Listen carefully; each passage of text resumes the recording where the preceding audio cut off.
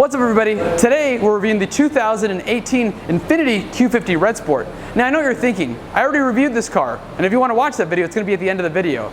But on this one, it's actually the 2018. We're going to go over the new tech, interior, and exterior of the car. That's all coming at you right now.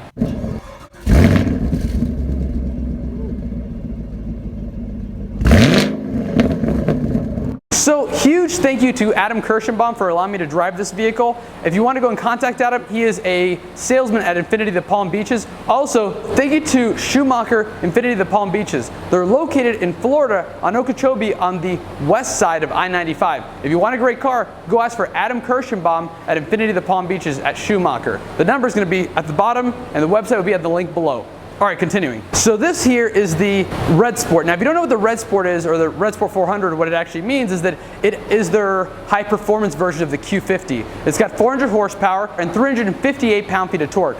Now, if you want to look at a model that's different, if you want to look at a model that's maybe not as much power, maybe something that you're not as performance driven, then you can look at the regular Q50 right over here. This here is the regular Infiniti Q50. It's got a twin turbo V6 with 300 horsepower. This year they're replacing the chestnut bronze with the mocha almond. In my opinion, I think it looks beautiful. All right guys, well I think it's about time for me to hop in this car for us to drive out of here. Let's go. All right, here we go.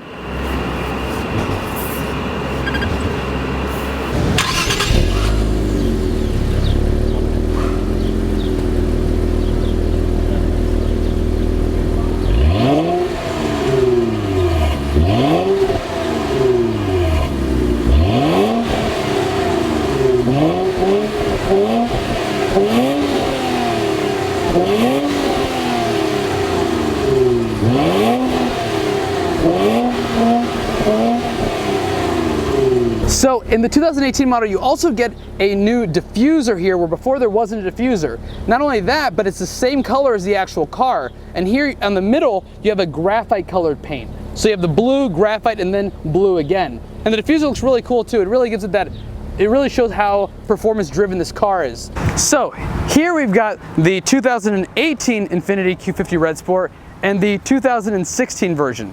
So the two differences we're gonna have here is gonna be in the back are going to be the headlights. If you notice over here, you've got the darkened headlights also with a different kind of LED. Then you have the lighter headlights over here that are non-smoked. And then in the back here too, you'll notice that there's a little more chrome in the bottom versus here there's took off the chrome. And then when you go in the bottom, you've got a rear diffuser right over here. And over here you do not have a rear diffuser. Also, one thing that I just noticed was on the 2016 model, you also have these lights on the side here, these little reflectors. And on this side, oh, where'd they go? Oh, they're not here anymore. It gives it a little more simplistic look and, you know, in my opinion, it looks a little nicer. Now, in credit to the owner of the 2016 model, he does have an aftermarket exhaust, so it sounds a little bit better. I'm just kidding, it's like a lot better. Not a very fair comparison, but who cares? Let's have fun.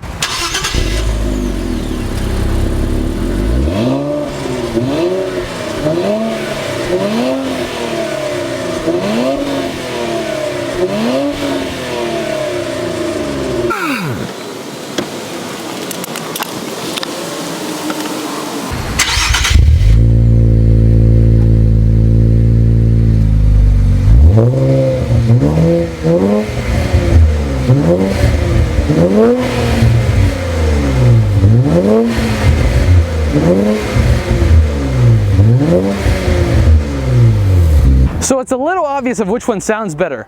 Still an exhaust or regular exhaust? Definitely the still an exhaust.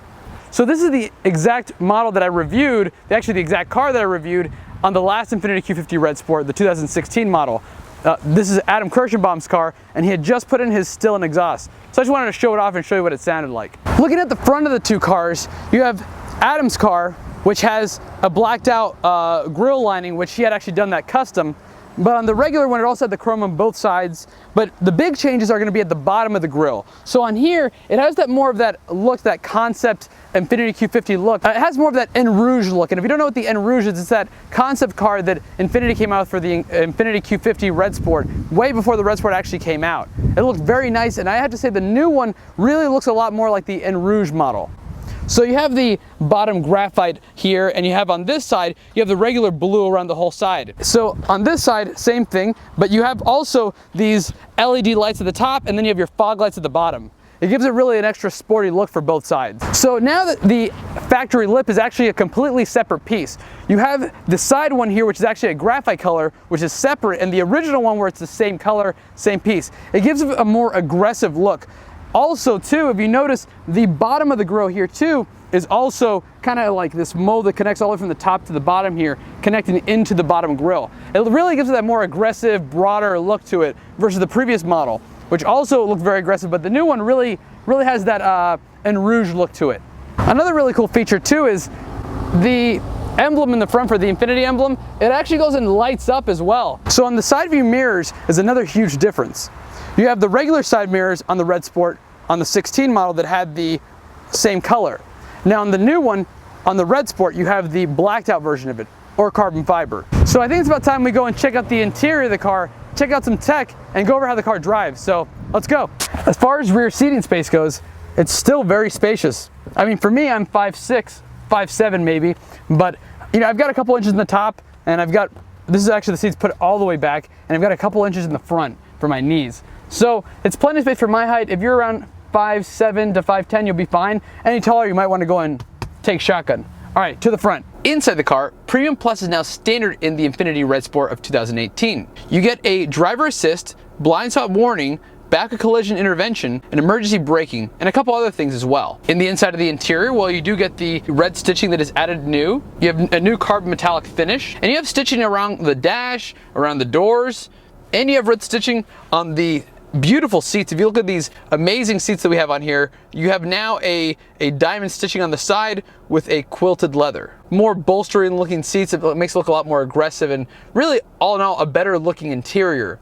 You also have a Bose sound system in the car as well, which, if I may add, sounds amazing. Also, you have a new steering wheel in the 2017. I believe it's actually the exact same steering wheel as the Q60 RedSport, except for now you have this red stitching that goes along it, which looks very nice. And I love these huge paddle shifters on the car. Makes it really, really nice attached to the steering wheel.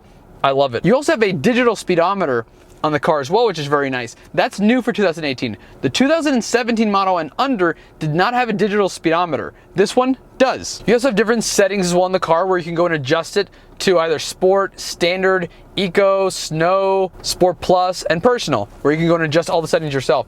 And I gotta say that this year you can tell that it has definitely gotten a lot better on the way that you have all the adjustments. It does feel a lot more natural. Also in the camera, you have a 360 camera and with your regular backup camera as well in the car. It also does have push button starting, keyless entry, and also has a automatic start button on your remote. You have memory seats, navigation, you have two touchscreens. One thing I like about the screens here is that both of them are actually touchscreens, which is really nice if you go and think about it. I mean, there's not that many screens out there that you have that are actual touch screens. You can actually touch the screen. You don't have to actually go for a button, or you can go for a button. Either way, it's very nice. Woo! It accelerates really nice, that's for sure. So the car has a newly adaptive steering system in the car, which, I mean, from the way it feels, it does feel a little nicer. It feels a little tighter, a little more responsive from the model that I drove, which was this 2016 RedSport, and I gotta say, I really like it. All right, so we're gonna do a 0 to 60 now. Maybe a roll off from 60. 15, and here we go.